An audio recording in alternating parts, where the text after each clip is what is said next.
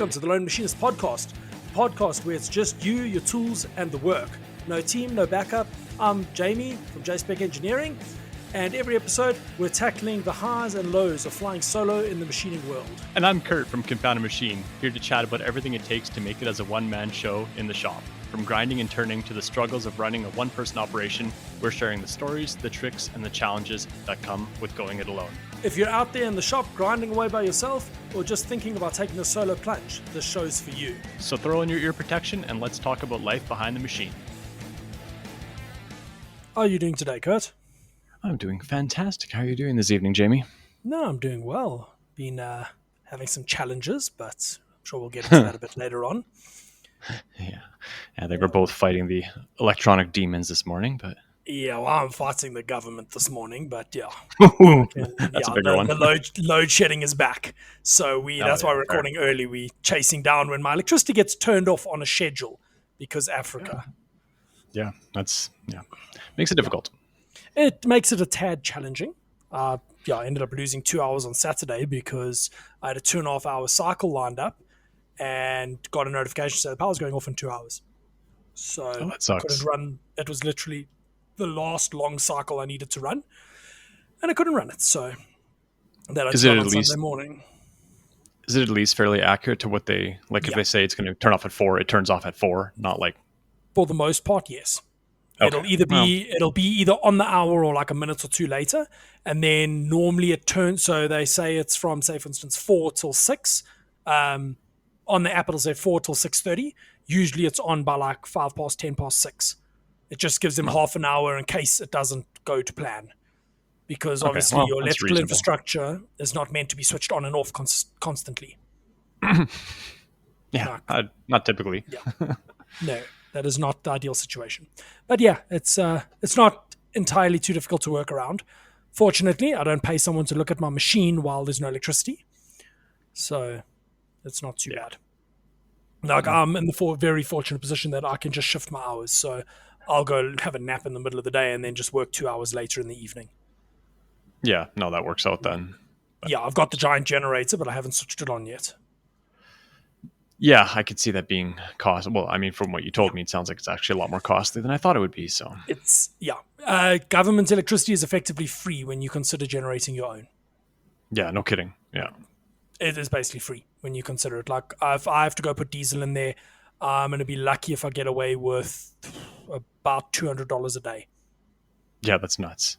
Yeah, that's insane. It's silly. So it's there. It's there for in the situation that we absolutely have to get a job out the door, and there is no option. Then we turn it on. Otherwise, if we can shift around, we shift hours around rather. Yeah, that makes sense. Yeah. But yeah. So yeah, you seem to have had a pretty busy week. Yeah, I had just a heavy week of production, which was fun in itself, and then I had a big Reddit AMA thing, which kind of just sucked up a ton of my time, but that was super fun to do. And I was listening to that today. I did. I did post. Yeah, I know. I saw your comment. I know, one slip of the tongue, and I have a million DMs about people wanting a fruit grip. So it's. Thanks to Jamie, it is going to make its appearance as an actual thing. I don't know how many I'll make, but I think I'll make a handful of them. I think people will dig up. I think they will. I mean, I want one of them. So, that was fun. Yeah, we're chatting in the week about some funny quotes and stuff, and you're saying about you wanting to make a slightly cheaper product that you can put funny quotes and things on. I've got one that we will discuss in the after show. Sick. Yes, what I have planned there. It's a little savage. I told John about it this morning, and he just burst out laughing. He's like, "Please, I need multiple of them." But yeah, we'll save for the after show. Speaking of the after show, we now have a Patreon for the podcast. The Patreon goes towards funding the podcast and also getting Curt and I to IMTS in 2026. There's multiple tiers, everything from the second tier gets the after show, and then you get on the Wall of Fame on the Patreon. On the website, you get onto the Wall of Fame. And then we've also launched a shirt line, some merch for the podcast. So if you want to go check that out, that's available also on lonemachinists.com. Sorry, Curt, thought I'd just throw that plug in there quickly. No, that's perfect. No, Get it. I like. I'm just gonna go buy a bunch of the sweaters because they're actually fairly reasonably priced. So yeah, I'm gonna stock up because I burn through clothes working in here and getting oil and junk on everything. So may as well wear Yeah. something that supports both of us. That's kind of cool. I'm surprised my shirts have lasted as long as they have. We also released the shirts, all the designs that I wore at IMTS, because a lot of guys are like, please, can we buy these shirts? Because we've got the G84 shirts. We've got a whole bunch of really classy shirts that Danica has now put on the JSpec ENG website. So you can support us there, pick those up. And those are going to change every 4 months. We're going to release a new line, a new bunch of like 4 or 5 shirts, and then we'll roll through. So Danica, whatever, basically what she makes me, I'm going to wear for a few months, and then it'll go onto the website. Oh, that's And awesome. then And then all, yeah, you'll auction off the shirt you've been wearing for the few months. And so as tell a the Patreon rag, members you'll all end it. yeah. No, my shirts get holes in them very quickly. The anodizing, the acid apparently eats through clothes. Who would have guessed? Weird.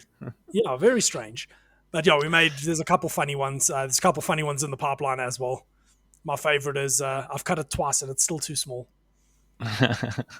Yeah, I don't know.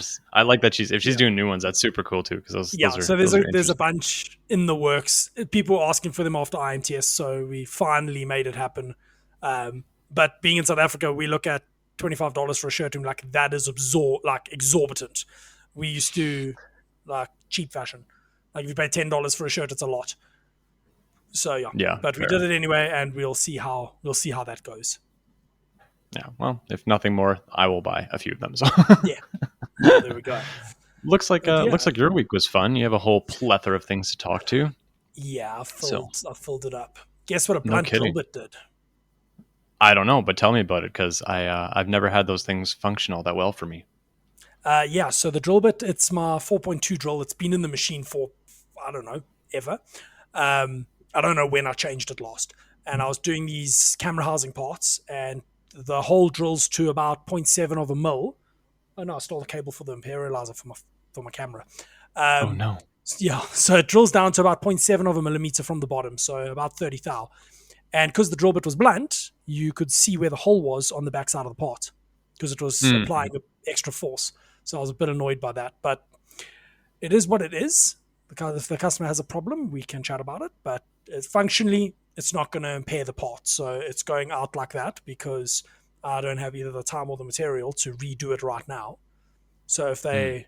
I'm pretty sure the last batch had that same thing, and I just didn't catch it. So we'll Mm. see. Is it? The parts are going out this week. They need to go out my workshop this week because I need to invoice it. Yeah. No, fair Yeah. enough.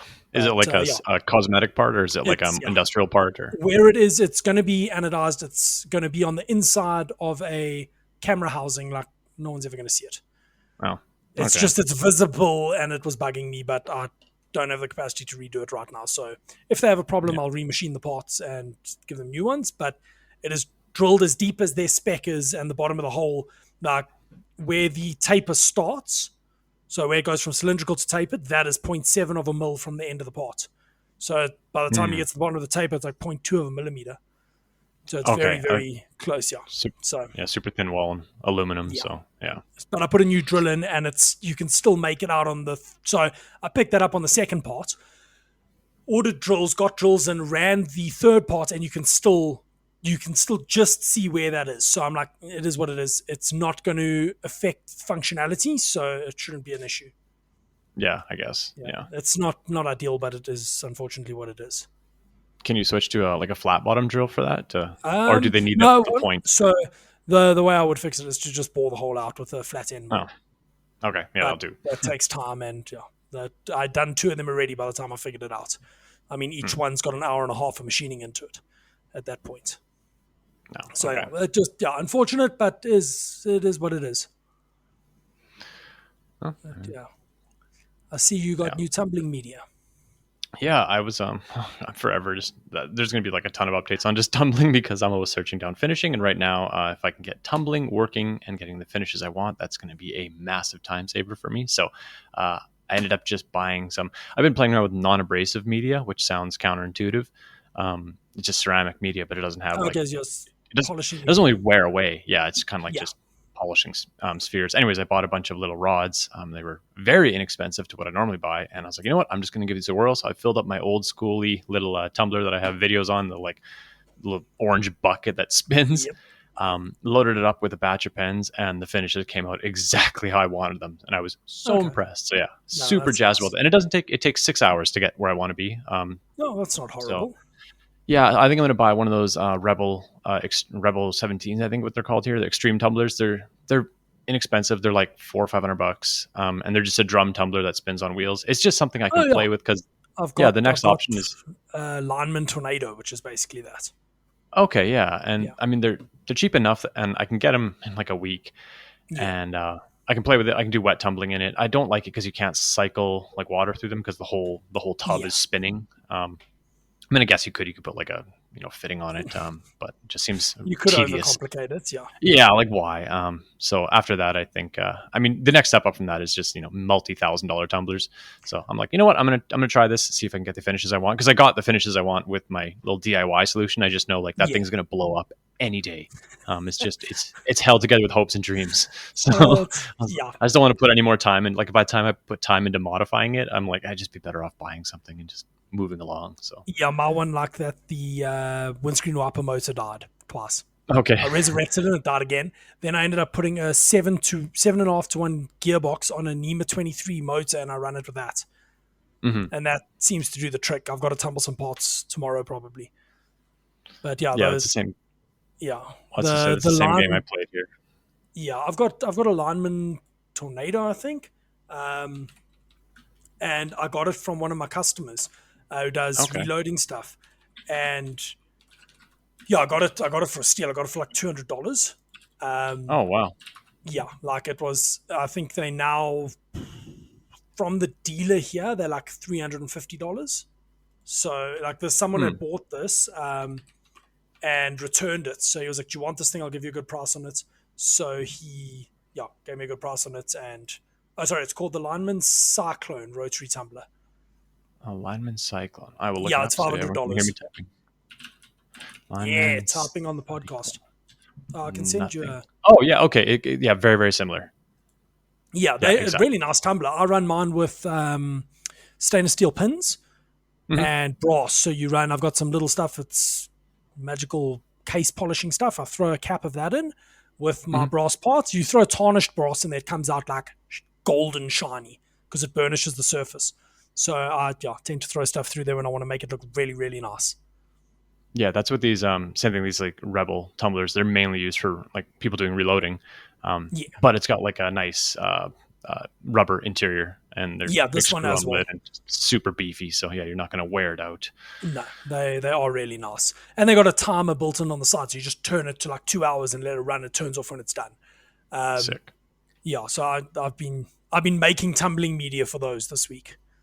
Right, you saw the little chopper. That actually leads into one of the other things on my list, weird closed loop motor stuff.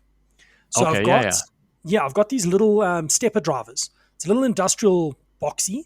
You can set the speed backwards, forward. You can have it go set number of steps in reverse, like all sorts of weird functions.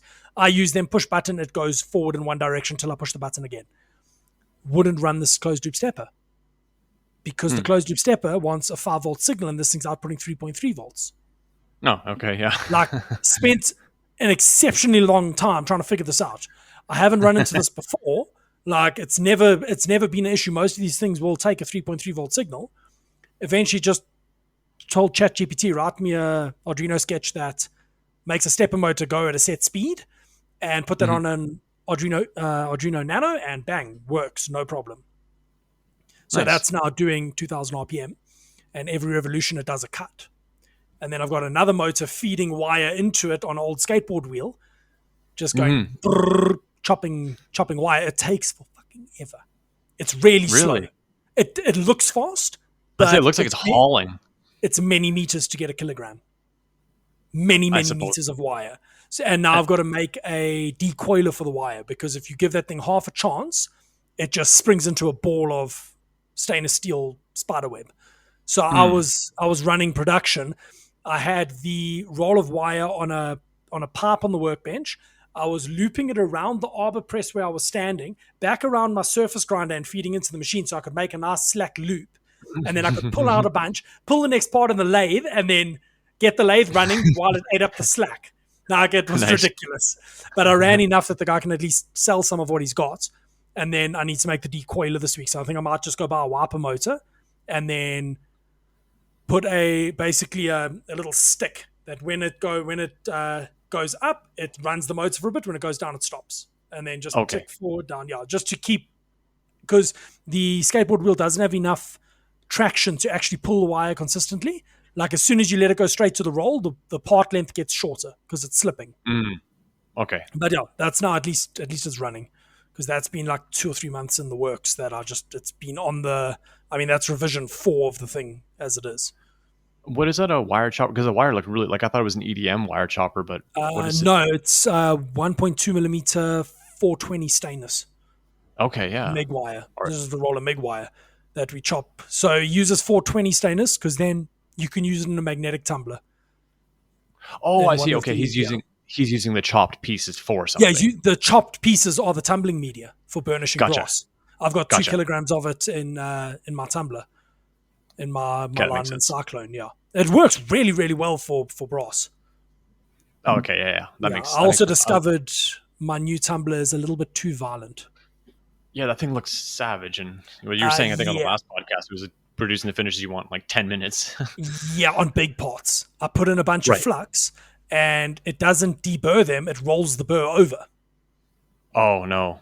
Yeah, so it's no good for that. But I also decided that whatever's on the store needs to get off the store now, and I'm going to put the price up and just spend a bunch of time to actually backside chamfer everything. So what I was doing was machining it. As it comes off the machine, throw it into the tumbler. It rounds all the edges. I'm now like, screw it. I'm just going to spend the extra bunch of minutes and have a backside chamfer tool come in and back chamfer everything. Both sides, make it super, super nice. And then it's just, it is what it is. It costs more. I would like to do some fancy materials at some point, but yeah, that's still a little way off. Yeah, no, that's the way. Backside chamfer everything. More time, but so much prettier, especially on a product like that where it's just like visually. Yeah. So I do a lot of salami slice method where you use a slitting saw, and backside chamfer on that changes everything. Yeah, totally. Yeah, because then when it parts off, it parts off clean. It doesn't leave a lip on your part. Like backside chamfer on that is, I do lathe parts on the mill because it's just easier. Everything's set up. Machine the little boss, backside chamfer, and then just slitting saw it off quickly, making little spaces and things. When you've got your workflow dialed, it just makes sense. Yeah, I know that's what I want to do for my pocket clips. On the way I hold them, it's the same thing. I hold the stock, they kind of get machined to one side, and then I flip them over into soft jaws. But I would like to salami slice them. I have to get a slitting saw or make an arbor with like a zero, like the saw at the face, so there's no protrusion. Because I don't have a lot of, like, if I eat up too much space, I'm just eating up titanium, and I'm But then in that case, you could just go with a slightly bigger saw and have your jaws raised up. Yeah, I have to see like the stock I'm currently using. It's an oddball size, but I can get it. I can get exactly 3 pocket clips widthwise, but I don't have enough room to get a slitting saw in there, so I just manually slice them in half when I'm done. I can go up in size. What slitting saw are you looking at using? I don't need much because it's only like a 0.3 inches. What's that, like 10? About 10 millimeters, not even, like maybe 8 millimeters. 7.5. Yeah, so I only need like 3-4 millimeters of clearance to get to the midline of the part. So I've just been I was looking at key seat cutters more than anything, just because I only need to go down about 1/4 of an inch, and the thinner I can get the blade, the better. How about a 0.2? 0.2 millimeter blade? Yeah. Yeah, that'd be fine. I'm adding a note now to the podcast document to say, send Curt slitting saw details. I'll send you a link to the ones I use. Carbide slitting saws, I use a 63 and a 50 diameter in the shop. The saw, so the arbor has a nubbin on the bottom. But first thing you do is you take that slitting saw arbor and you face that bloody nubbin down, because it comes 4 or 5 millimeters. You go down to like 2 millimeters. It doesn't need to be that thick. But then I use a slightly bigger one so that I can, on my self-centering vices, I can literally clear the jaws on a 20 millimeter wide part. I can reach 10 mil in each side and not hit my jaws of my vise. Nice. Because it's self-centering, they're a little bit higher up. So Yeah. it's like I run that arbor right there. So yeah, but Sick. you can get the saws right down. I run a 0.8 is my default saw, and then I've got a 2.2 for a job. Nice. I guess I would probably have to make the saw big enough so that I can get my like backside tool in there to finish the chamfer. But other than that, that would be But nice. like I don't know. slitting saws. So yeah, carbide slitting saws, they are the way. Yeah, I'm getting really tired of bandsawing them. It's just so I mean, it doesn't matter because the part is running on the mill as I'm bandsawing it. But I'm like, I could be I would rather just be staring into space than running a bandsaw. It's just not. No, that sounds fun. like a very unpleasant thing to bandsaw. Yeah, and I've done thousands of them. So. You can get super narrow slitting saw blades. And the place I buy from on AliExpress is it's really good. Nice. I Okay. buy from them often. Yeah, they are permanently in my cart. Let's put it that way. Okay. I've always got something I want to buy. Yeah, and they do the arbors as well. Nice. So I'll buy the arbors are pretty decent, but get the back threaded ones. I'll send you a link to it. But basically the nut, it's got a flange on the end and then the nut comes, so you've got to take it all out of the holder to change the blade, but that's not the end of the world. Oh, sorry, they go down to a 0.8 thickness. I thought they went thinner than that. But that's plenty. It's thinner than your bandsaw blade.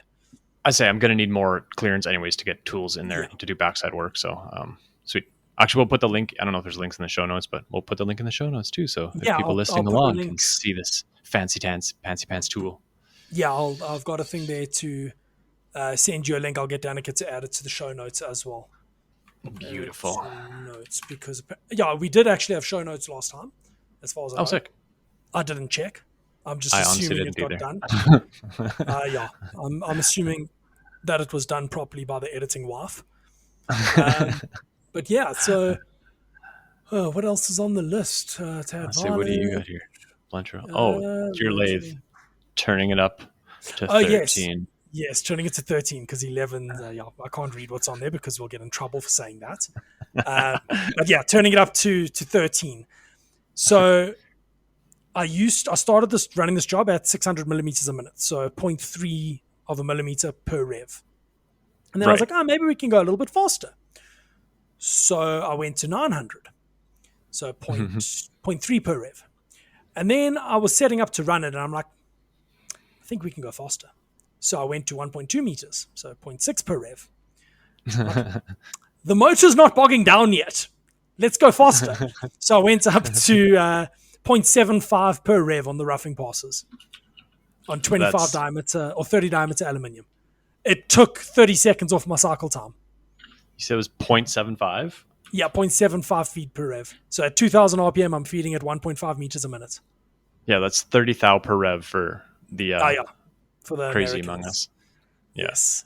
That's savage. Oh yeah, there we go. Danica did put the links in. And now it also, the chip is shorter because I'm feeding faster, and it's short enough to fall out the way. No, it's not a chip. It's a spring. I watched the video of that thing, and it just makes springs at an incredibly high rate of speed. So I did that on there, and then I turned my threading up. So my threading used to be at 500 RPM, and then a little while ago I turned it up to 1,000 RPM, cut a bit of cycle time, and then I was like, I wonder if it can go faster. So I checked. So my maximum cross feed is 4.2 meters a minute. So I'm like, okay, I can't quite go to 2,000. That's going to be a bit high. So I went to 1,750. Wow. Threading it is like done. And cool. The thing is, with the RPM being so high, when I command the tool change, I used to have a dwell of 4 seconds to let the spindle decelerate before moving over to do the threading. Nope. Now I just move over and it's decelerated to 250 RPM. I thread and I tell it to move back over and it's accelerated back to 2,000 for the U drill. So cut. I think we can probably do about 180 parts a day now when we were only able to do 150 parts a day. So a significant increase. And then I was running the MCO, making some alley parts yesterday on Sunday. Because I had something else running on the machine. I'm like, cool, let me quickly knock these out. That way they're done. And they were also running at, I think they were running at 600 millimeters a minute, so 0.3, which is like my go-to for roughing alley. It's a pretty safe bet. yeah, those ended up at 1.5 meters a minute as well.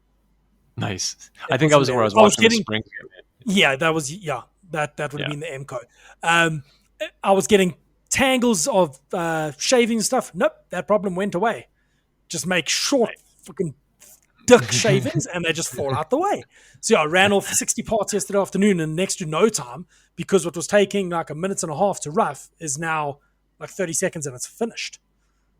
I like So, yeah, listening to the servo trying to run the spindle. You can just hear like it was doing a good enough job considering it's a 1 kilowatt spindle. It's a 1 kilowatt servo on the back there. It's doing the thing. Yeah. Well, you're probably asking all of that 1 kilowatt for that roughing operation. I paid for a kilowatt. I'm going to use a kilowatt. Because that machine had a 2.2 kilowatt spindle motor on it. And then I blew the VFD. And then I put a 4 kilowatt VFD on a 2 kilowatt motor because, well, you can get away with that. It was the VFD I had spare. And then I bought this motor to test because, I mean, servos are not expensive these days. I think it was $150 for the servo with shipping. So I bought it, had my mate make up the adapter, put it in, and it got so hot it wasn't even funny. So then I put that inline fan behind it that just blows air over it all the time, and it's made thousands of parts. Cool. It also cut the spin-up time down from like 2 or 3 seconds down to like half a second, from 0 to 3,000 RPM. So I lost 1,000 RPM because I could do 4,000 previously, but now I can spin up and down really, really quickly. Yeah. I think that's something I need to do on the hard hinge because I have its old 600 volt 3-phase motor that I cobbled down to so I could run it at 300 volts. And I remember that. And it works good, but I've just absolutely murdered the efficiency band of that thing.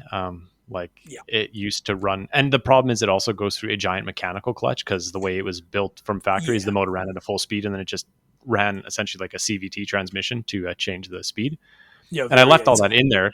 Yeah, because that kind of gives me a way, like I can go into low gear and high gear with it. So if I want to do some, like when I do reaming work, I go into low gear because then I can run a much higher, more power to it, a lot more torque. But I should honestly pull all that off, replace the copious amounts of belts that I'm probably losing hundreds of watts spinning with just one big belt and then a just beefy servo. And same thing, I have to wait like 4 seconds for it to ramp up and then So I was watching. There's a video on a YouTube channel called Action Box. I don't know if you've watched them. Oh yeah, 100%. Yeah, okay. Yeah, they're Canadians as well. Oh really? I think so. Yeah, I'm fairly certain because they did a collaboration with Hacksmith the other day. I'm pretty sure they're Canadian. Yeah. So they bought a big MCO lathe from '94 and retrofitted it, and they put a 2.6 kilowatt servo on the spindle, and that they did what I did. Where the spindle used to have 5 V belts, it's now got 2 because that's the pulley I can buy. Yeah. No. Yeah, mine has. Yeah, it has. For 2.2 kilowatts, that's more than enough. I know, and like I said, the amount of power I'm wasting on. Like, there's 4 belts that go from the motor to the main jack shaft, and then there's 2 flat belts that come from the jack shaft to an intermediary, and then the intermediary to the spindle. So it's like there's so much waste. I mean, they had to do it. Can you not just intercept the intermediary and put a servo on to see if it works before you rip everything out? Oh yeah, there's gobs. I could crawl under there. I have more room than anything. Nice. So yeah. It just because I've wanted to put a servo on Bertha. It was a discussion Danik and I had a little while ago. Do we put a servo on Bertha or do we just put that money aside? Like, do we go and spend $1,000 on Bertha and stretch it for another year, or do we take the $1,000 and keep it and just suck it up for a little bit and then buy a better lathe? Mm-hmm. Because $1,000 on Bertha is going to get me a spindle servo, which means I'm going to use more power to spin up and down, but I can do it faster. So that's the thing. Like, you've got to look at your peak draw as well because, 2.2 kilowatts not a lot of power, but the main reason these big CNCs come with a bloody 30 horsepower servo is so you can rigid tap a M20. If you're not going to do that, then put a small motor. Like when I did Bertha, I looked at what the Tormach 15L. So I watched a bunch of reviews on that. The guys were saying, up to about 50 millimeters in steel, you're good with 2.2 kilowatts. When you go bigger than that, it's a bit difficult. And when I did Bertha, that is the spec I followed. I wanted to be able to do 50 millimeter. If I can do that, I'm happy. Mm-hmm. Turns out my customers think I can do bigger work. And I've done some stupidly big stuff. I mean, I've done 200 millimeter diameter aluminium in there. Like, that was literally run, pause, unpause, let the spindle bog down, then stop. Like pause it, let it spin back up, then carry on your cuts. And then as the diameter gets smaller, the machine gets more and more capable. But I mean, I could do that job faster than the guys could do it on their proper lathe. Yeah, same thing. I like the only reason I'm losing, or I would be interested in putting something bigger on, is just to kill the ramp up, ramp down times, just to be able to stop faster and spin up faster. Because I don't, like I said, No, if I'm using more than, I bet you I'm never using more than 500 to 700 watts during machining, because all my work is tiny. On reaming is where you're going to be using the most power. Totally. And with the gear down, I bet you I'm still only using 300 watts. Like it's. Well, we do a stainless job, and we take, it's on small diameter, but we're taking 1 millimeter or 2 millimeters aside, and that's with a 1 kilowatt servo. 1 kilowatt servo does it fine. I'm reaming like a thou off the wall. Yeah. So it's, you'd probably be fine, like properly fine with a servo. So yeah, I don't know if you saw the story I posted late this afternoon about my plans for an external bar pusher. I did, yeah. I just watched that this morning. You bet. Yeah, that's because if I can move that job from Bertha to the MCO, I instantly save like 25 seconds on per part. Oh, okay. Because Bertha spins up to go from 0 to actually spinning properly is about 9 seconds, and to a full stop that I can engage the bar puller is like 13 seconds. Ooh, yeah. Which is fine decent. If there's time in the job for it. There isn't time in this job. So I can't fit one down the spindle ball because it's a 26 ball. So I'm going to make a unit that slaps on the back and just pokes the bar through the spindle. Nice. And yeah, that way I can put that job on there, because after running that other aluminium job on the weekend, clearly the MCO can do it. I've got to make 120 of these things next month, but then hopefully from there it will be 1,000 at a time. So 20 seconds on 1,000 parts starts to add up very, very quickly. Yeah, totally. That's where seconds matter hugely. Is it? It's also so close to your, like, whatever you build is going to have to be able to fold down, right? Because that's kind of where your garage, like your exterior door is. Yep. So whatever is going to have to come off there. Or I can move the lathe. That's the other option. I can squeeze the lathe further into the workshop and take the shelf that's in there out, and then that could work as well. That's what might end up happening. But this bar pusher is literally only for the 25 mil. I won't use it for the other stuff. The other stuff has half a meter. So the piece of bar stock is half a meter, because that's how long my spindle tube is. So the entire part would be in the tube, and the pusher doesn't rotate. It just, the end would rotate and it would go down the spindle bore and nudge the thing forward. Right. Okay. Yeah. So I wouldn't have the whole like half a meter out the back spinning, because that's asking for trouble. Yeah. And the parts are 39 millimeters long. So with parting 45 mils. So I can probably reliably get 9 or 10 parts per bar. Okay. So it should run pretty like annoyingly quickly for 120 parts, but when you got to do 1,000 of them, then it makes sense. I mean, we're busy blanking stuff now. It's 5 parts, and each blanking takes like 20 seconds. So you can do nothing. You stand there and you load the hex bar and hit go. It goes brr, brr, next one. It auto feeds and blanks off 5 parts, and then you have to put another bar on the machine. Yeah. That's a nice instance where it'd be fun to put like 15-foot bars in, but that makes so much more complication. Well, that's the thing. Like that, I wouldn't mind getting. I had an option on a bar feeder a little while ago. It was only a 1 meter bar feeder, but the guy was like, "If you want it, give me like $50. You can have it." And I just don't have the space for it. I don't have the space, and I don't really have the need for it. That's the same thing here. I was looking at a few Swiss machines, and they basically just come with a bar feeder because nobody wants. It's kind of pointless not having one. Totally, and then but they're all like 15-foot, 20-foot bar feeders. So I was like working it out. I'm like, I can cut a hole in the wall of my like garage that will go into my house, which goes into a closet. And I'm like, then I could just frame the bottom of the closet, so it's like a boot shelf, and then that's where the end of the bar feeder would sit. Because that's the only way. Like my garage is only 20 feet long, so I could get a 20-foot bar feeder and a lathe. You do get 6-foot ones, 6-foot bar feeders. Oh, absolutely. It's just most of the ones I'm looking at, like for used machines, they just come with a 20-footer. So it's like unless I want to buy a separate bar feeder. Everyone uses. Totally. If I could find one with a 6-foot bar feeder, that's fantastic. I mean, I still want a Swiss. I want a Swiss just for the fact. I want a Swiss too, but my customers don't place enough orders. I can't justify it. Yeah. I was chatting to John about that today. I'm like, it's a bit annoying. They meant to be doing decent orders, and they're not, but it's fine. Oh, speaking of those clowns, Eurosteel have stock of tube. I've Hooray! messaged my cousin who works there this morning. I'm like, hey, what's happening with my order I placed yesterday? When can I expect delivery? She's like, no, it's on the truck for today. And I was like, and what's happening with my tube? She's like, good news. It came in yesterday. It'll be out tomorrow. So Oh, hopefully they nice. deliver the right size tube the first time, and I can assemble tomorrow night and deliver on Wednesday. Nice. That's awesome. Let's hope. Everything else is prepped. Like all the parts are machined. I literally just need to cut the tube to length and crimp it together. So that Right. I is think you're my saying plan this. for tomorrow evening. Nice. Yeah, you're saying as soon as you Yeah. get the bar, it's just basically Yeah. like you can rock that Put order right out. podcast, assemble, and go. Like it's going to take me. It's going to probably take me an hour and a half to assemble 200 parts, and that's because I'm going to let Mm. my compressor come up to pressure between every 25 parts. Okay, for the Yeah. crimping, yeah. Yeah, because I need to build a hydraulic power pack for that or buy one, and they're not ordering enough that I can justify it Yeah, fair. because those hydraulic power packs are not cheap. So it's like, and it's gonna. I did actually think about stealing the hydraulic power off of Bertha because I have a power pack on Bertha. Mm. So I unscrew the hydraulic hose, screw it into a thing, and there we go. Problem solved. Turn it on. It's a 750-watt motor. But how much is a valve and all the piping going to cost me to do that? Like, Totally, I yeah. might, I might just go and investigate that tomorrow because that is one good thing about the load shedding is it kind of gives me 2 hours to do nothing. So I go see customers. Like I went today to go look at a handgun for my brother for his mother-in-law. She wants a Glock 42. It's a Nice.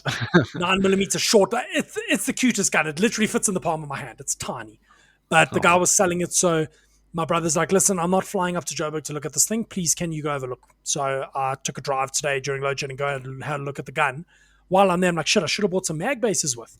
So I got chatting to the guy at the gun shop. I'm like, no, I make +2 shoes for CZs and for Glocks. He's like, oh, could you possibly bring some samples for me to have a look at? So I'm like, I'll see you tomorrow.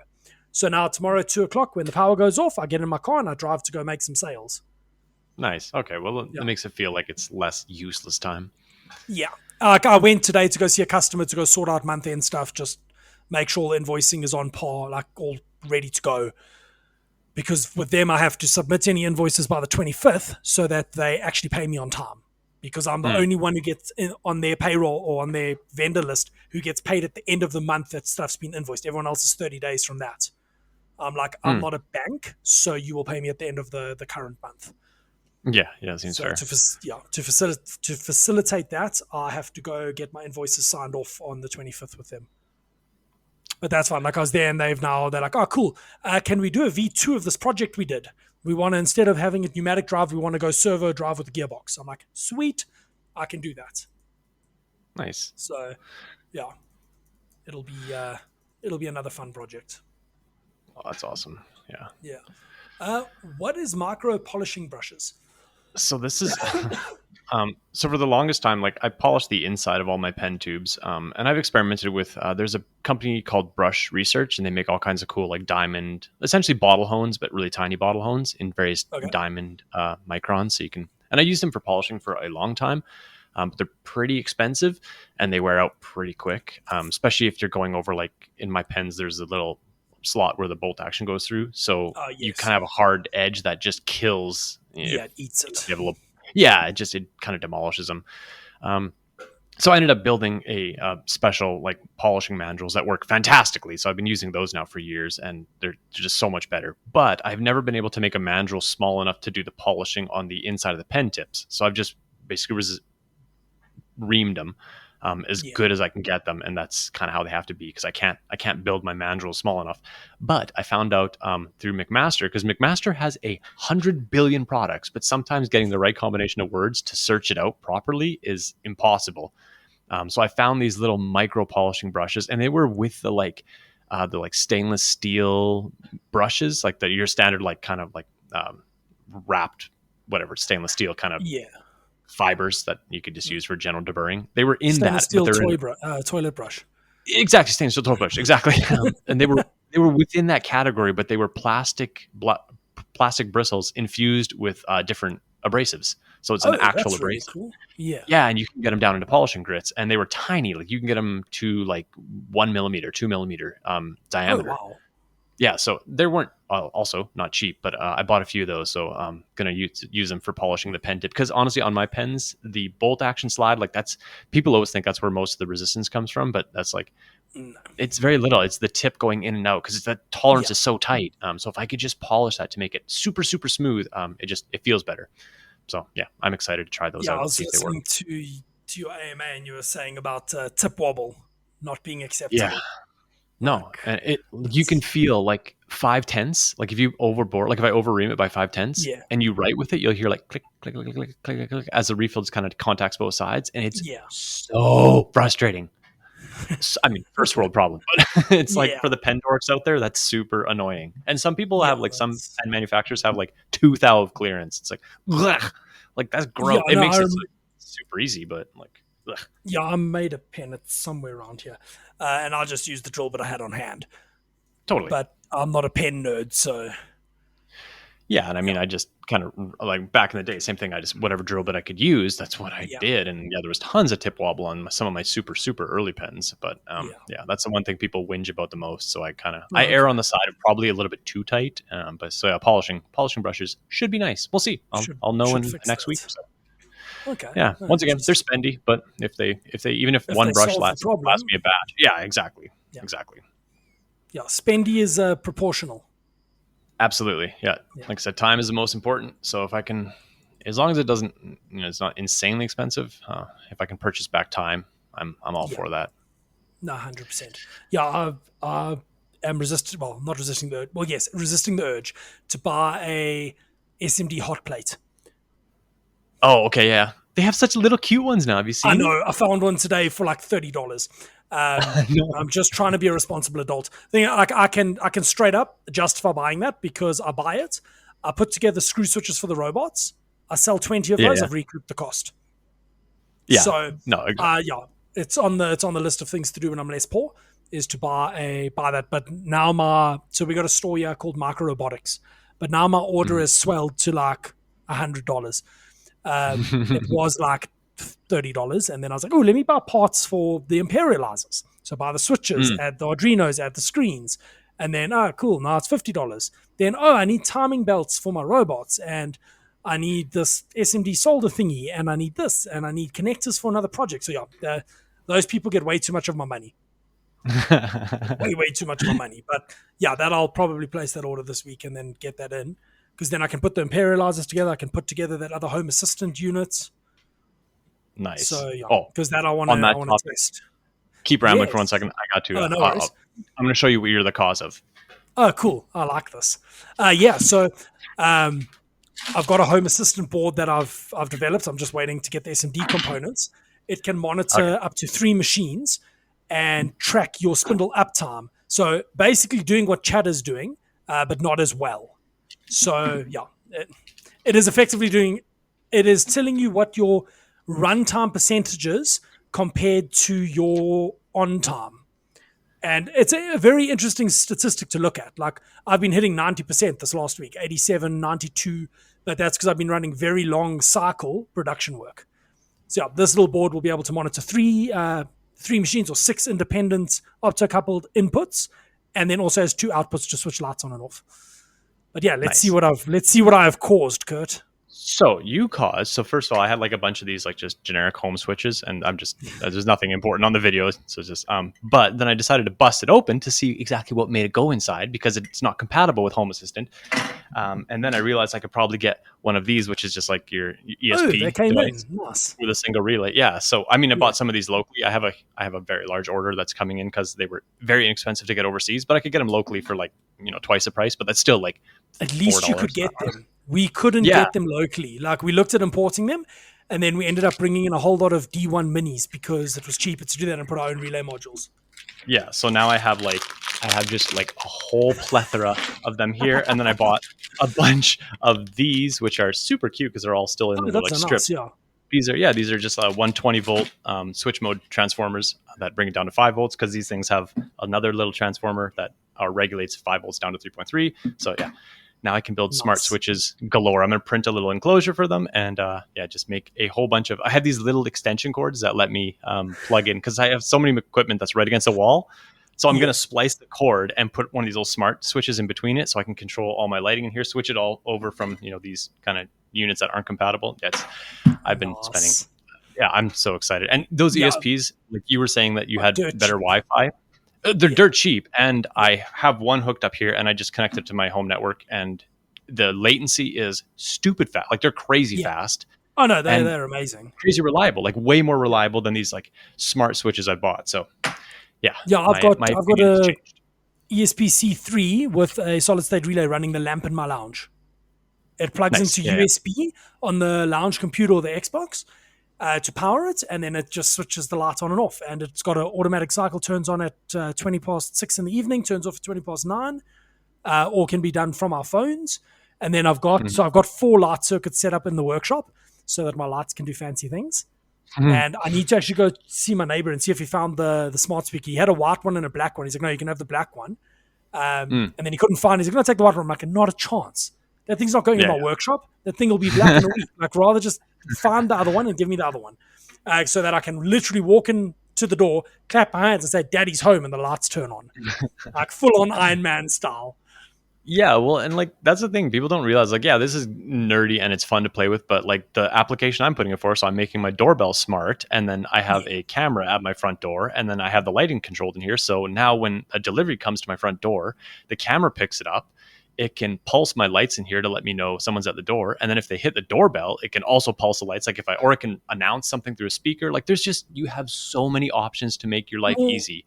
yeah, and if you Tying you everything can set together. up, you can set up Frigate on your Home Assistant Raspberry Pi, and then mine, if I enable notifications, if someone walks in my front yard, my phone goes, person detected in front yard at whatever time, or car Mhm. detected in front yard at what, and yeah, so there's so much stuff. Like, I've got auto power down cycles set up for the LK, so I can obviously detect when the LK is on and when it's running. And I've got a automation set up that when it goes from running to not running for 15 seconds and auto power off is enabled, it then when the power on the LK goes off for more than 15 seconds, just in case there's any signaling issues, the machine goes off, then my isolator goes off, and then my phase converter switches off. And that's all Hmm. tied in. Like, I enable auto power off, I hit the power off on the front of the machine, and within 10 seconds, everything's switched off. Like, Yeah. properly, phase Nuts. converters down, everything. So otherwise, the phase converter sits eating a kilowatt of power, just going. Brrr. So I'd rather Yeah. not do that. But yeah, Home Well, and Assistant is a lot of fun. it's fantastic. And then like another thing I'm gonna do is I'm gonna tie in all my smoke detectors to the system so that like if there was ever, because I mean I have smoke detectors in here, I have them in my compressor Yeah. room, I have them everywhere in the house, obviously. But like if I'm sleeping and one goes off in here because something bad has happened, like Yeah, the chance you I've want made to this know. room soundproof so that I can't hear the machining from my house, but that also means I Yeah. can't hear alarms. So like at least then it can tie into everything and be like, oh, it can ring my phone, it can turn lights on, it can ring my Yeah. doorbell. Like you can do all kinds of weird stuff, and it's just kind of a little bit of peace of mind to be like, well, I think I turned my compressor off. Like it's just Well, be like, I that's can the put next thing I want to 50% do. right? Like Yeah, that's you what I do all want to kinds do of this stuff. week is tie my compressor into Home Assistant. So when I Yeah, power off the LK, I can power off the compressor as well. So I yeah, can literally go to bed and not have my compressor keeping pressure all night, because I do yeah. have And I've one or done. two minor air leaks. Yeah, I have a little air leak on my, and I usually same thing. I like in the evening I go down, shut my compressor off, don't have to worry about it. But there's many times I've been laying in bed at 2 in the morning, and as you're, I'm Yeah, like, oh, I forgot to turn the compressor off, and it's just like, well, that's that's why I fine, have but an it's like, air on sign. But like, yeah, if you're not in the workshop, you don't see it. Like, right, yeah, yeah. And if you're dead asleep, you're not going to hear. Like, I won't personally hear if my compressor blows a line in the middle of the night, and like, it's probably yes, not going to burn my house down, but it's going to like put a ton of hours on the compressor that are hard yeah. hours, like that I don't need to do. So, yeah. Yeah, I actually want to add a. So I've got a leak on the MCO, and I think it's just a really shitty fitting. And the problem is I've Mm, got to strip the whole. Like, it's not a leak that won't let it run; it's a leak that just annoys me. So I don't want to strip the whole manifold off. It's a bit of a problem to get in there to do it. So I want to just put a cutoff valve that when you power the machine on, it has air. When you switch it off, it has no air because it doesn't mhm. actually have an air cutoff valve. So I think I'm just gonna just go spend the money and buy one and put it in there as a easy solution. If the machine's not on, it doesn't need air. Yeah, Like, yeah. yeah, I haven't had that on any of my other machines. But yeah, I think this is literally just a fitting that the O-ring in the fitting is not so happy because I've replaced all the pipes, and just to get to the fitting, I have to strip half the machine.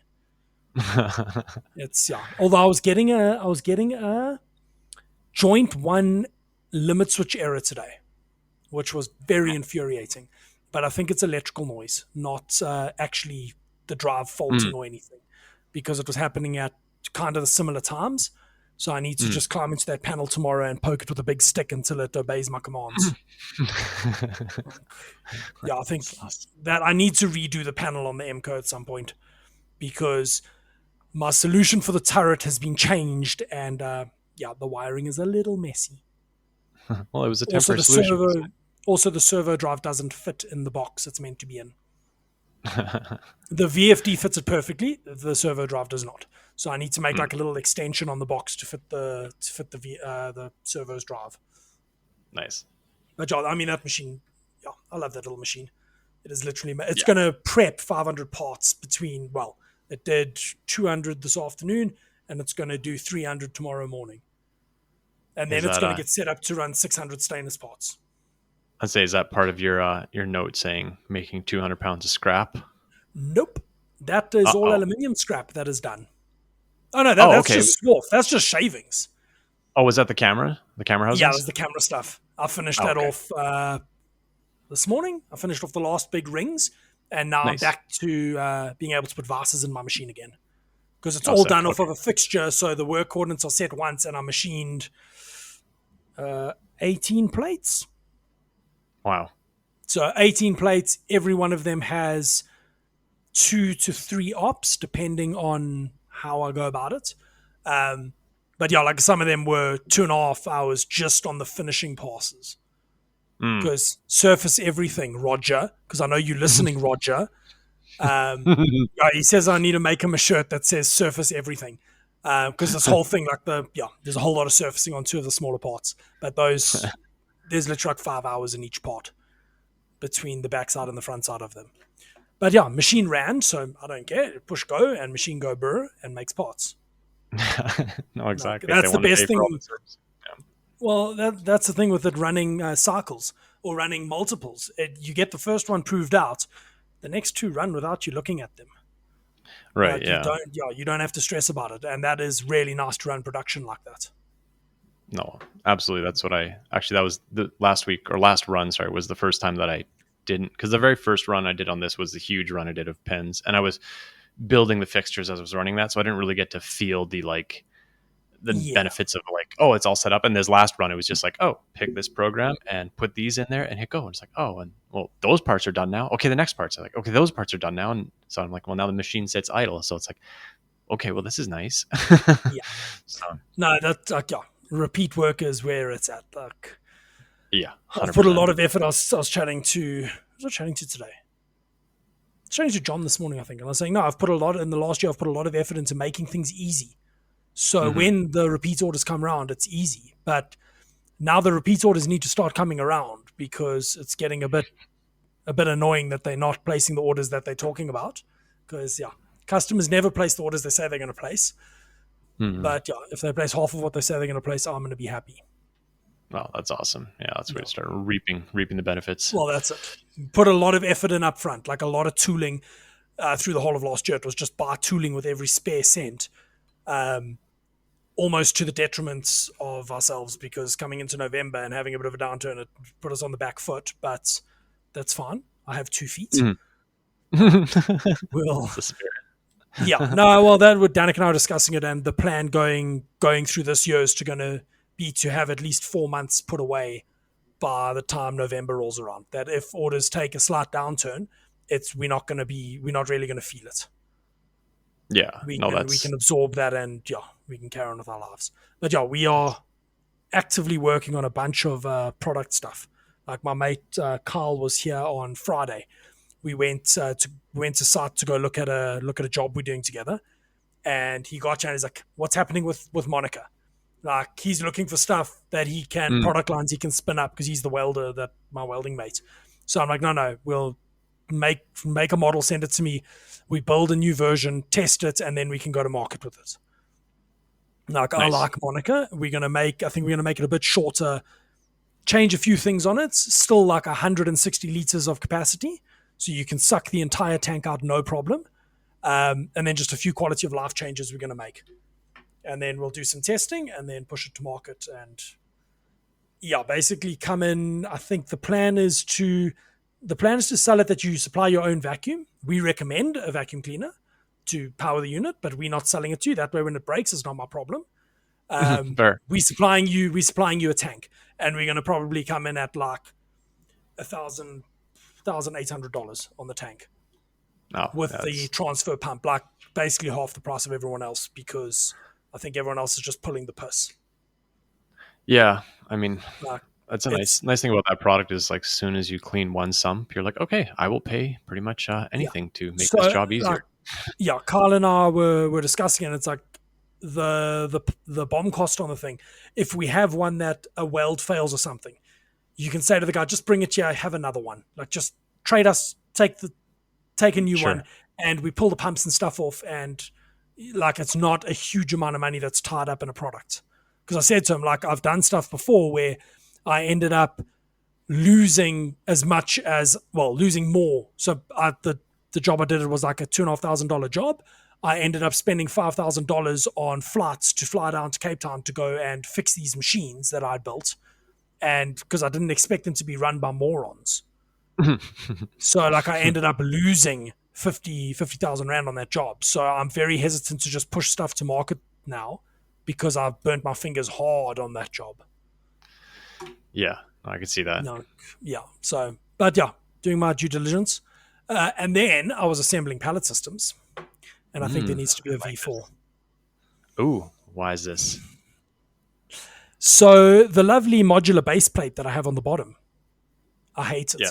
I hate it with my entire body. And that's the one you have to. That's the one you have to indicate in, or that you built that fixture for. Okay. I hate it. I hate it so much. I was thinking of making it all integral, so all your reference faces are integral to the body. Okay. So mechanically and mechanism-wise, the V3 and 4 are identical. Just the body has some little tabs on it to attach. But then it becomes a case of, okay, whose standard do I match to? Do I put 92mm Lang stud holes on the bottom and then make toe clamps? So you can toe clamp it to T-slots, toe clamp it to a Sanders plate, and pop it into a Lang thing. Like, is that going to be the standard? So yeah, it's got a whole set of issues. So I think for now, V3 is going to be where it stays. But yeah, V4 has been on my mind. Because it's always good to be forward thinking, yeah. Yeah, V4 doesn't really lend itself well to the multiple units. But gotcha. It would be a lot easier to have them all super consistent height if it's one block of material that sets both references. Right, yeah. So yeah, like there's some serious things I need to think about on that. Like I could assemble it and just dust the top of the landing pad once it's assembled, and then I know it's true. It is the height it needs to be within a few microns. Like yeah, there's many ways to skin a cat. So it's I'm now mulling over that. Like it's a bit more machining. It's bigger stock that I start with, but I think it makes a better product. So yeah, I'm looking at what my options are there. Nice, yeah. Like, well, yeah. I mean, that's a nice thing. You build one, and then you figure out where all the annoyances are, or where the tedium lies, and just iterate off that. So the other option is to just put 2 nylon jacking screws on a plate that I can literally jack the thing square. So what happens is it sits on an O-ring. So you loosen it and it comes up, and then you tap it into square, you tighten it down, and it rocks, and then it rocks. Yeah, flipping annoying. So my thought is to put 2 jacking screws for now on my fixture that I can loosen it, nip it down again, adjust it with the jacking screws, tighten it down, and it's not going to be able to go anywhere. Gotcha. Yeah, and that makes the bases interchangeable at least, because then it can be compatible with whatever you want it to be compatible with. Yeah.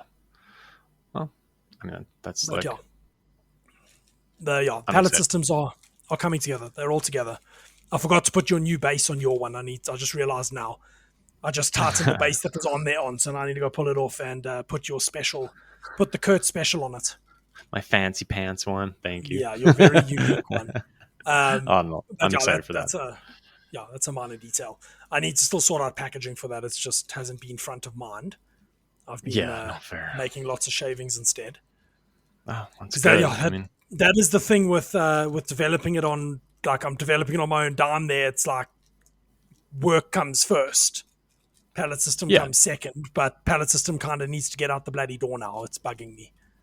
yeah. But No, again, I trying hear to do. that. I should actually get a call this week from the freight forwarders. I'm getting in contact with some freight forwarders to potentially bulk ship over like a whole pallet load of these things, Hmm. Yeah, that because that's going to probably obviously makes be the sense. most cost effective. Yeah, takes six Especially when weeks, most but of it'll them are be cost effective. what like 75% of them are coming to North America. So Yeah, that's the yeah, plan. Most of them to the yeah, US. But yeah, yeah. I still need to try and get hold of the person who's distributing them. He's been a bit Oh, swamped. Yeah, yeah. like I haven't noticed a lot coming from him as of late. So yeah. So yeah, he's been swamped. Like, he even put a thing out to say, listen, if I'm not responding to messages because I'm swamped. So I'm like, it's fine. oh, Like, that's good. I've got his number. I can always phone him if I need to. Yeah. Yeah. So what printed tumbling masks are you printing? So for depends when I make them, I machine a pocket where the pocket clip sits into, and it's a Oh fairly tight. yes. It's a light press fit. It's Yeah. annoying to get out, and a lot of people have like messaged me, be like, "Hey, I just swapped. Like, I wanted to take the clip out to modify it to put a different finish on it." They're like, "That is in there well." I'm like, "Well, yeah, it has to align, and I don't want it wiggly, Yeah. so it's a light press fit." Anyways, I want to keep those edges sharp, and if I tumble it, the tumbling media will They go slowly kind around. of round those edges. Yeah, and then it just doesn't look Yeah. good, and it kind of gives a place for stuff to collect, and then when it's assembled, those like nice razor sharp edges are butted up against something else, so it's completely like it's not sharp at that point. Yeah. But I've always had the issues of like blocking that off for tumbling. And I had built like I would put clips, like I'd be like, oh, let's put the clip on it and put it in there, but then the tumbling media can't get to where you want it, and you get in like weird spots that doesn't tumble right. Yeah. So You all get I did is corners that don't tumble. right, yeah, where the media just can't access, and so I just printed little masks that go over it that fill the pocket up. They're press fit, so I squeeze these little pieces of plastic in there, I throw them in the tumbler, they get tumbled to nothing. Yeah. But then when they're done, I heat them up slightly because they're just PETG. Oh, So okay. I warm them up. I would say basically take like a heat gun, warm them up, and they just fall out. And then I have a Okay. nice razor sharp edge. It keeps the bottom. Actually, there's engravings in that pocket now, so it keeps it nice and shiny. I want the machine finish to be pretty. I don't want it to like tumble and look funny Yeah. in there. But yeah, it's like just dumb little things like that. I've used tumbling masks forever now, and they're so nice. They're so nice because Yeah. like you just throw them away, and they cost nothing to print, and yeah, Yeah. they've been my I made saving grace. a chain of knives using cable ties, so that Oh, they nice, wouldn't yeah, stick to the wall of my tumbler, and that I could just pull them out in one go. But yeah, yeah. that tumbler ain't gonna work for the knives. It's a little bit violent. I like it, but it's a bit violent. Like, I think for the mag bases I'll be okay, but for the knives it's not. Like, the mag bases come off pretty well deburred off the machine. Right, It's just to put a uniform surface on them. Like, I actually over the right. weekend anodized 27 knives that went straight from tumble into anodize, and that finish, it's Mm. super nice. Like, and the colors are almost better than Scotch Brite. Mm-hmm. I hate Yeah, Scotch no, I Brite. agree. It's the worst. Like, I agree. yeah, I agree. If a those Scotch are Brite like nice. loads up, it can smear kind of funny. Yeah, I agree. Tumbling can give you a nice like super matte surface that just takes anodizing. Even in titanium, it takes an anodize so So cleanly. Just yeah, the reason I used to Scotch Brite is because my machine left chatter marks on everything, and it was the only way right. to actually get a uniform finish. But now, off the machine, if the cutters aren't poked, you get really, really good finishes. Mm-hmm. So yeah, I guess that's what happens when you spend a bunch of money on a machine. Yeah, like we've talked about a million times. Yeah, Sometimes paying throwing paying money the at the problems beast away. does help. Yeah, Yeah, pay the problems. yeah, pay the problems away. No, like I was saying, my wife and I were driving around today, and I was like, yeah, Magbase, I've got 30 or 40 of them sitting on the shelf, because now it's not worth me making on demand. I just buy material when I'm doing another material order. I allocate a Mm. morning to machine 50 of the things, machine 50 of them, throw them on the shelf. When I need them, I tumble them and anodize them. Mm-hmm. Like, it's really, yeah, literally run 50 of them in a morning. What used to take Yeah, half an hour now takes like 4 minutes. yeah, that's awesome. It, That's so the awesome. machine is, yeah, I love my LK. Like, now I Yeah, delivered the first batch of Shadow 2 mag bases. And hopefully, though, I delivered the brass ones last week, I think. And the guy's like, no, six of the 20 are already gone. So he's probably going to have nice. to order more. And I'm like, sweet. I've got the That's brass because perfect. I had to buy a 3 meter length of brass. and I think I got 20 parts out of just over a meter. So I've got another 2 meters of material. I'm like, send orders. It's pure Yeah, profit at totally. this point. Yeah, yeah, that's a lovely No, feeling. even one of my customers, I supply them lathe inserts. It's ridiculous. But it is, that face says it all. It's VCGT 160412. So it's a Okay. 1.2 corner radius, 1.2 millimeter corner radius. So it's a big radius. They're Yeah. using them for wood. So it's an aluminium insert. We're running it in wood. Okay. Dude, I've seen those things with a notch worn in them from the wood. The Just oak running has them to death. worn, yeah, literally, the oak has worn a slot into the carbide. It's insane. So they buy like 20 inserts from me every 6 months. So I ordered inserts off AliExpress, and I charge them $7.50 an insert. Oh, nice. Okay. They wanted 20, so I sold them 20 and I bought myself 40. So I make no money on this order, but when they order again, it's pure profit. And that's what I normally Nice. do. Is like the time before they ordered 40 inserts, I think I bought like 120 inserts for what they paid me for the 40. And then they just sat on the shelf, and as they've ordered, I just supply. Nice. Because the shipping is the brutal part on those kind of things. Like And the they inserts don't are cheap. Yeah, the shipping they, is rough. they don't want to order themselves, or they're just kind of like, Well, you can't just really deal get with them anywhere locally, and they don't really want to deal with importing them, so they just sort it out. Oh, okay, Yeah, gotcha. I sold Okay, that them. makes sense. I sold them a bunch of holders like 3 or 4 years ago. I was there. I'm like, what the hell is this? It's a high-speed steel thing that they're regrinding on a daily basis, and I'm like, no, guys, hang on. I came back the next day. I'm like, here's my holder. Give this a try. Nope, we need this on all of our machines. And then I sold them four holders and a bunch of inserts and changed Sick. them into the way of carbide. Yeah. No, because they were regrinding their tools literally on a daily basis. Now they put an insert in. The only time they change it is when they crash it, Yeah. Yeah. which that's, sometimes happens often, especially if I visit. Then go hit them with a hammer, so they have to use new ones. yeah. But, I'm a little bit of a savage with things like that. Oh, that's awesome. Yeah. But yeah, I see we've managed to burn through all of our things. I think we hit all our topics. No, RBR roller. We missed one. Oh, okay. I don't know if that was Yeah. the wire chopper or not. No, that was making roof sheeting on Tuesday. Roof sheeting. Yeah, so do you know corrugated iron roof sheeting? Oh, yeah. Okay. Yeah. RBR roof sheeting. These oaks bought a machine from China, and they couldn't get it calibrated. So they're like, please, can I come to site and help them calibrate the machine? So I got to site, and we adjusted all the rollers to have the correct spacing, because the guys who made the machine like, no, you set the distance between the centers on the end of these shafts. I'll look at this thing, I roll the shaft, I'm like, this shaft ain't round for shit. It's not even close to round. So we ended up with the feeler gauge, setting the gap on all the rollers. And then what did we do? We set the gap, we adjusted some other stuff, and then they would run a sheet and it would put a crease in it because the cutoff tool was the wrong size. So after like literally a ton of material that we ran through the machine, trying to get it to make good parts, we were getting the size right, the width right, if we had the blade off. So it comes out 676 millimeters wide. You cut it off and it springs to 686, which is what it's meant to be. Like, when you cut it loose, it springs bigger. It's friggin' weird. But their cutoff tool is 660 millimeters. So it's literally rubbing a line. And I ended up writing a whole report on Wednesday with pictures and everything, trying to explain to the Chinese that they have sent the cutoff dies for a 670 RBR, not a 686 RBR. Like, it was a whole flipping thing. But while I was there, I got their Oslo strap bender that I built, the 2-axis wire bender I built 5 years ago. Well, probably started building it 5 years ago. Got that running again for them, and then they realized, the sample we had was the wrong size. It needs to be 20 millimeters longer. But in order for a 20 millimeter longer part to fit in the machine, they had to cut a notch into the frame and move an actuator, because the wire has to stick out an extra like 20 mils, and now it's touching things. But yeah, they eventually got that sorted out, and that's running Linux CNC, and it just, you turn the switch, it runs, and it shits parts out. It's great. That's cool. Yeah, like it works really well. It took us close on a year to get it to work properly, but it's working, and they're making their strap things again, some mining reinforcement things. But again, they race into the bottom. Like they probably spent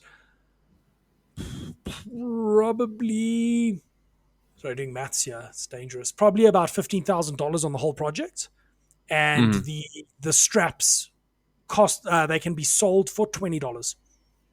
It's a Ooh, 3 meter long steel like mesh thing that they can yeah. sell for $20. So they got to sell a hell of a lot of them to recoup their money. Yikes. Yeah. But yeah, but that's just a small part of their business. Like they do valves and other mining related things.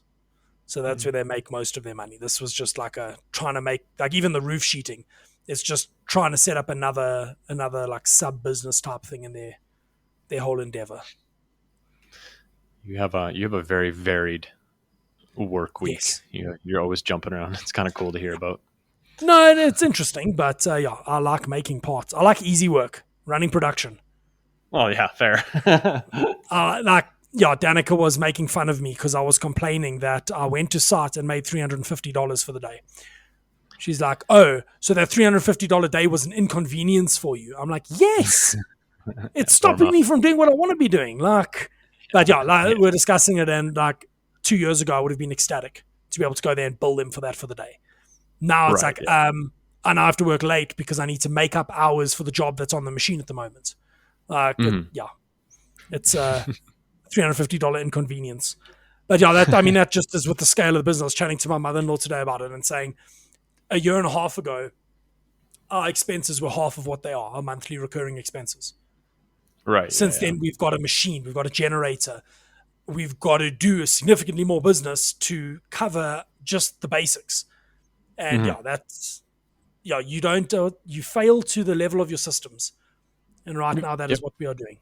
We are failing to the level of our systems, and that is on the sales side because I hate Mm. selling stuff.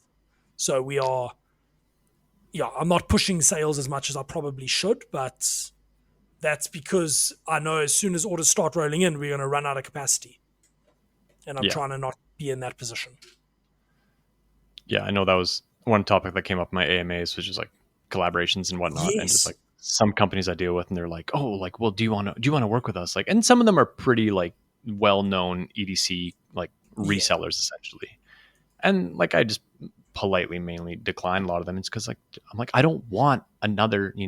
I mean, it sounds Yeah. crazy, but I don't want more. Like I'm crushed right now. Like people are angry because they can't buy what I can make right now. Like Yeah. the last thing I want to do is add more like fuel to that fire. So it's like No, that's the thing. it's If you like, okay, cool, I'm doing a batch of 100 pens for this EDC reseller, then all your yeah, customers who want to buy directly from you are like, oh, what the hell, dude? It's exactly yeah, exactly yeah, that, and that's what they said. They're like, we'll take whatever. I'm like, no matter what I give you, I'm like I'm shooting yeah, myself in the foot to the people that have no, just been exactly. super like they've been with me when I was, when I was dying for sales, and they're like, yeah, we'll buy your product. And then now it's like turning my back on them. It's like, Yeah, it's not cool. So, but I mean, it's also kind of a cool feeling. yeah. Like, also needs That AMA, pounds out. yeah, that AMA was really interesting. For anyone interested, you where can they find your AMA Oh, video? thank you, fine sir. It's on my YouTube channel. If you just go to confoundedmachine.com under media, I link everything. Actually, I'll link that AMA on the media page as the first link. Yeah, Otherwise, you can search me on YouTube. I think Kurt Van Filipowski we'll add is it probably to the the fastest. Well, I'll add it to the the show notes too, links. sure. Or you can read Yeah, the AMA if you're just really into reading. But there was like 100+ questions, and yeah, it took me hours to answer them all. But it was kind of fun. I really enjoy that, and that whole community, the Reddit community, to me has been very helpful, very beneficial. Has had massive growth, so I like giving back to them, and I did a giveaway. So anyone that asked a question on that specific AMA, you're in a lottery pool, and then I think the next couple of days we'll announce the winner. So that's kind of fun. nice. Yeah, it was interesting, like to hear a lot of the guys like, why don't you just hire people and increase your production? And I I liked know, your answer to that. I know Like it's and that I is not what you're in the business of doing. Like well, and I don't want to be like I don't want to be like mean to any of these people, but it's you like don't want to that's be, sometimes I'm trying to yeah. play But nice words. that's also, I think that's also the culture of everything must always just grow infinitely, must always be Right, growing. And right. I think at a certain point you need to say, no, I don't want to grow anymore. I want to stay where I am and get better at what I'm doing with what I have. Yeah, like my And I last think both month, of us are in that position. right? like my last month of production where I produced, I think I made like 60 pens in a month. If I can do that every month in, like we said, 50% of the time, 75% of the time, that's Yeah, plenty you of money to smiling. exist on. Yeah, exactly. Like that's enough money to run my business, to fund everything else. Like I can probably, like my Yeah, wife probably wouldn't have to work at that point. Like that's enough cash. That's more cash than most people are going to make in any kind of job. And it's yeah. like, what? Like, yeah, sure, I could push harder and grow bigger. It's like, But why? why? But why? Like, what? But why? I All mean, it does is it's gives you more fun. expenses and more stress. Yeah. And I mean, I've talked to a few people in this community that have just grown to have very large companies. And they said the same thing. They're like, the best time, the most money I ever made, and the most fun I ever had was working in my garage when I had it optimized to be like, I was making fantastic money and I was enjoying my life. And they're like, and then I Yeah, grew and I bought a giant commercial space and I brought, many hundreds of thousands, if not millions of dollars of machines online. And it's like, and my bills went, like our income went up to insane levels, or like, but my expenses yeah, went up equally. And they're like, I wasn't taking home anymore. I had way more yeah. stress. And like, it just is different. So I've had a No, few cautionary tales, 100%. a few big Yeah. people, which is kind of cool. Yeah, I know of a few. I know of some of them that you're referring to. Like, yeah, growth for growth's sake is not always the best plan. Like, Yeah. as it is, I made last year in 1 month. I made an entire year's salary where I was Right. working That's a in one trippy month. thing. And That's I nuts. and that sorry, let me phrase that in 2 weeks because we did that whole order in 2 weeks. Yeah. Like, as you put it there, you're driving the bus and the sky's the limit. Like, apparently we're Mhm. driving the magic school bus, but yeah, the sky's the limit. Like, No, totally. Yeah. yeah, Yeah. and Like yeah, you it's, can always buy better equipment and do more work. Like, that is my plan. If one of my customers starts getting above 50% of the turnover, then I buy more equipment so that I can just do more turnover, but without having more people. Like totally. either robots or children, one of the two. Well, that was my when I worked for my old job. It basically fell into a people managing role, and like Yeah, we spent the amount of money we spent on people, on hiring. We figured we had a 10% success rate. So out of 10 people we would hire, we yeah, would fire one. 9 of them because they weren't Yeah, successful, and we would get one good employee. And you would just hope that they would stay with you for a long enough time that you'd recoup your training costs. yeah, And like it's just because like anybody that's yeah. really good at what they The do, job like me and my market. boss would talk. He said anybody that's good at what they do is eventually gonna probably find something that they want to do more and move along. He's like you are a perfect case in point. He's like I love working with you. He's like, but you have your own thing. And he's like, I totally understand that. And he was wonderful about it. But Yeah, yeah, it's just like people are. It's not the easy button. Hiring people is not the easy button. no, no, it is not. Like it just makes a whole lot more problems. I was chatting to the guys at with the wood lathes and the inserts, Houtlander. Hmm. I'm quite friendly with the two. Well, the one guy's left now, but the two main shareholders. And I was chatting to the guys like, no, when are you going to get staff and grow from making things into a management role? I'm like, never, because they Yeah, used to make the furniture. They were both hands on making furniture, and yeah, then they grew and employed people, and they became management. They don't do yeah, anything fun anymore. They just manage people, and yeah, that's boring. yeah. Like, No, yeah. So I agree with you. it was interesting to hear how many people actually asked that question. Yeah, a ton. Yeah, it was. Like, yeah, why don't you get help or why don't you hire people? I was like, dudes, It just shifts your that's not. problems. Yeah, Yeah, it shifts your problems. It's not your jam. Like, yeah, yeah. You can optimize the totally do it. process, get some robots. But Yeah, but like, yeah, it's just. I don't think people realize how much work you can actually get out on your own in a garage. Like, Hmm. when you're properly optimized and properly productive, the amount of work you can actually get out the door as a one man shop is impressive. Yeah, yeah. No, you can totally make a living doing a lot of things, and it's yeah, Yeah. it's. I don't know. I think people. I don't know. I don't know what the It's answer. definitely, yeah, it's definitely risky and, yeah. But Oh, for with, sure. Yeah. yeah, as someone asked me about working for myself, and I was like, there's pros and cons to it. And right now, the pros way outweigh the cons. Like, yeah, it's more stressful and whatnot, but hey, guess what? I can, in the middle of the day, go for a walk or go fishing Hmm. or do what I want to do. Like, I don't have to go to Hmm. my boss and say, oh, can I go to the shop quickly?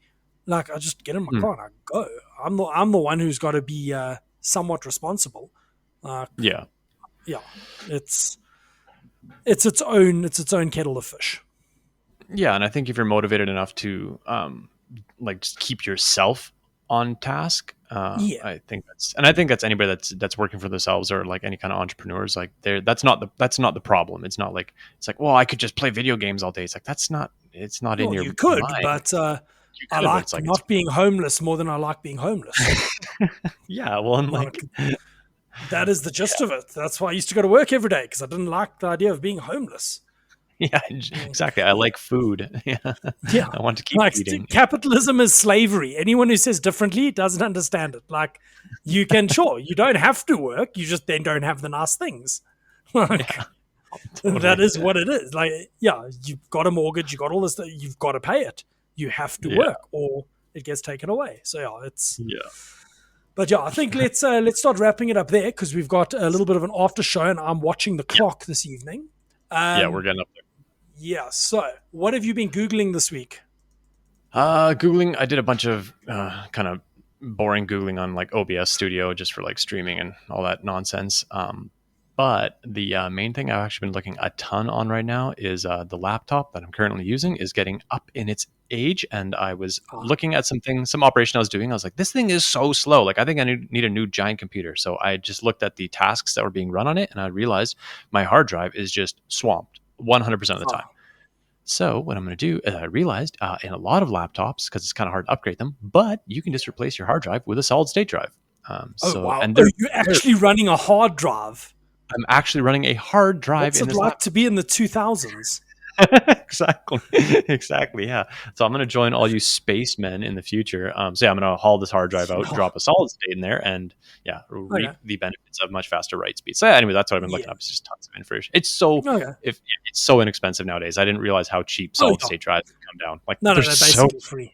Yeah. yeah. But yeah, So if you are looking for hardware recommendations, just pop me a message. I'll send you what I've got in my workshop. It's okay. a mini RTX build that I did when my laptop Mm, died. It mm, is this big, the whole PC case, and about that wide. nice. Cute. And then a power supply behind it because the power supply died. But it's a Ryzen 5 with an integrated GPU, and it runs Fusion. It runs it perfectly fine for day to day. If you've got a really large model, then I come Yeah. into my gaming PC and then do that on the gaming PC inside. But Yeah. when I built it with 32 gigs of RAM and yeah, very few corners cut on it, and it works really really well. Yeah, my hardware is antiquated, and I didn't realize how antiquated it was until I started looking. I'm like, oh, this is super. I mean, at the time, this was a super popular, like it's a Yeah, huge gaming laptop, the best you could get. But now it's a wagon. So, yeah, I've got a anyways, potato of a laptop that just does the job. It opens Fusion and lets me make tool parts if I need to on site. Like that is all it yeah, does. Um, yeah. but yeah, so yeah, I'm also googling computer things. I'm looking for a cheap ultra wide monitor Oh, fair. because So what? I've got my monitor upstairs and in my office double stacked. So I've got a 24-inch monitor on the bottom and then a smaller Mm. monitor on top. But I've Ooh, realized Tony that I'm Stark. hurting my neck looking up. Oh, muffin. So yeah, so I'm going to. I'm gonna look for a monitor. I missed that deal on those other ones a little while ago, so I'm keeping my eyes peeled now for deals on monitors again. Nice. Yeah, because I want an ultra wide so I can have Fusion and my emails or whatever, like two windows that are full size and I'm not straining. So I want to try to Mm. find a decent size monitor. But yeah, that's what I've been googling: some monitors, Nice. trying to find Oh. good deals because they flipping stupid expensive for the curved ultra wides. Yeah. Yeah. But Yeah. I stare at my computer a lot, so I want it to be a nice experience. Yeah, I mean that's kind of why I want to build a PC too. Is just because looking at a laptop screen, even though I have it on like a riser, it's still like, Yeah, there's so much better tech out there nowadays. yeah. No, well, that's. I mean, I'm running my monitor inside is a Dell from 20. Sorry, maths is hard. 2018. I bought this. My monitor in Okay. my workshop is from 2011. It's a Yeah. 24-inch Okay. LCD from 2011 and has Yeah. helicopter Dinosaurs. marks in it because I flew a model helicopter, as one does. Yeah. Yeah, that I don't was know. my Nothing. main TV monitor, everything for many years. Like, I think right up until 2015. But yeah, Yeah. it's I still don't know. it does the thing. So don't make Fair. e-waste if you don't need to. Like Fair. that's the thing. Sweet. Do you want Cool. to do a call to action there? Sure. You wanna lead, or I'll go and then you can follow up. So Yeah, yeah, you can that's find fine. my wares at confoundedmachine.com. There's a media link that links you to all my different forms of media, so you don't have to remember them all. If you want to look at the Reddit AMA, I'll make sure that's the first thing on the media page. Otherwise, I think it's still pinned on the Machined Pens subreddit. Yeah, I have a drop of pens coming out probably Friday this week. So if you want to be reminded, there's a contact link on my webpage. Just pop over there. It should be self-explanatory. How about yourself, Jamie? How can people figure out what you do? So you can hit up jspeceng.com. That's our website. It's got an online store. We've got a bunch of shirts that we've released on there this week. I believe they're all the shirts from IMTS and I think maybe one extra. So when I was at IMTS, I had a bunch of really, really classy shirts that I walked around the show with. So those are now available for ordering and fulfillment anywhere in the world, I believe. Then you can also check out the Lone Machinists.com. That is the website for the podcast. There's also a merch line there to support the podcast. Basically, supporting the podcast helps us pay for the running of the podcast and also helps Curt and I get to IMTS in 2026.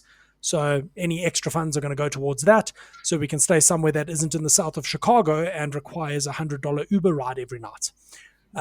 Yeah, we are both planning to go to Chicago in 2026 for IMTS. So yeah, anyone who supports us would be greatly appreciated. There's also a Patreon. The Patreon levels, they're all available on Patreon. You can read what they are, but you can get shout out on our Wall of Fame. There will also be exclusive voting rights for any polls and things, and an after show for everything from the $5 tier and up. And Curt and I have got some things to discuss today in the after show. It's going to be like a 10-minute or so little extra podcast that will be posted directly to Patreon. So yeah, what are your plans for today, Curt? Bunch of final pen finishing and excuse me, frog in my throat. Final pen finishing and then starting my box up and finish a little bit of tumbling. That's about it. Just getting this run out the door so I can start working on all the emails and whatnot for the next thing. And then yeah, that's about me. How about you? Your day's basically winding down. Yeah, my day's winding down. My electricity goes off in 7 minutes. Sick. Yes, yeah, that's a thing we have to flip and deal with. At least we have power to the computers and the TV and whatnot, so we can at least watch some TV before we go to bed. And then tomorrow morning, going to machine another 300 torque splits. That should be done by like 2 o'clock. And then I'm going to go see a customer and drive around. And then I need to start planning and finishing off the camera housing stuff because that needs to be done this week so that I can send them an invoice. So yeah, going to be a busy rest of the week. Like we got a bunch of stuff I'm pushing through for month end. I've got to make 600 stainless steel rivets on the MCO. I've got to assemble 200 tubes tomorrow night. Those have to be delivered on Wednesday. And yeah, the rest of the week is going to be absolutely silly, but hopefully by the next time we record, all that stuff will be done. Nice. Yeah. Good luck. Cool. Yeah, thank you. Everyone, thank you very much for listening. Please give us a lovely review on your podcast player of choice and like and subscribe on the YouTube channel if you're listening there. So yeah, we are available on the YouTube channel and on the podcast players. And I think we may be switching to video from next week. Also next week, we are planning to have a guest on for our first guest episode. Every 10th episode is planned to be a guest episode. So not too many guests, but enough to hear interesting stories from interesting people. But yeah, thank you very much for listening. Take care, all.